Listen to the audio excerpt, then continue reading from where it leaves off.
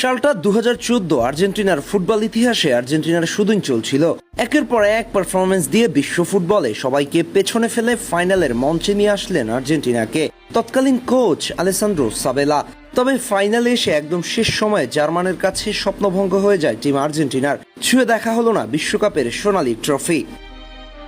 এরপর 2015 এবং 2016 পরপর দুবছর কোপা আমেরিকার ফাইনালে রানার্স আপ হয় আর্জেন্টিনা। কোনোভাবেই যেন ধরা দিচ্ছিলেন না স্বপ্নের ট্রফি।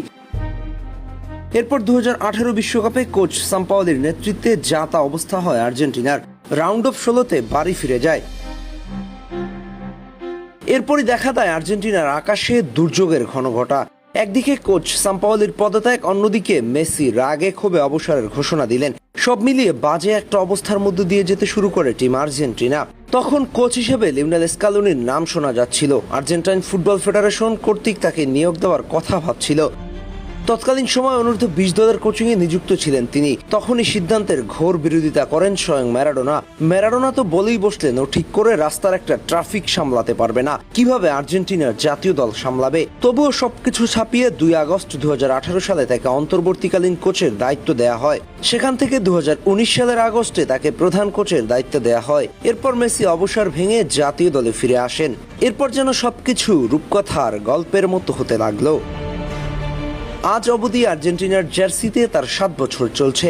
এর মধ্যে তিনি যা করে দেখিয়েছেন তাকে কোনো ইতিহাস দিয়ে পর্যালোচনা করা সম্ভব নয়, বরং মনে হবে আসলে একটা রূপকথার গল্প, যেখানে জায়গা করে নিয়েছে 36 বছরের হতাশা থেকে মুক্তি, সাথে কোপা আমেরিকা, ফিনালিসিমা সহ একাধিক কৃতি। তার অধীনে এখন পর্যন্ত আর্জেন্টিনা ম্যাচ খেলেছে 86টি, যার মধ্যে জয় পেয়েছে 64টিতে, ড্র করেছে 14টিতে, হেরেছে মাত্র 8টি। মাঝে টানা 35 ম্যাচ আনবিটেন থাকার রেকর্ড গড়েছিল।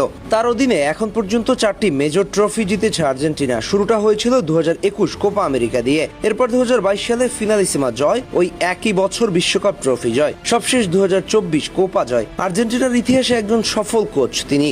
তার এসব অবদান আর্জেন্টাইন খেলোয়াড় থেকে শুরু করে দর্শক, বিশেষ করে লিওনেল মেসি, যিনি দেশের হয়ে ট্রফি না জেতার আক্ষেপে অবসর নিয়েছিলেন, তার লকার পূর্ণ করে দিয়েছেন ট্রফি দিয়ে।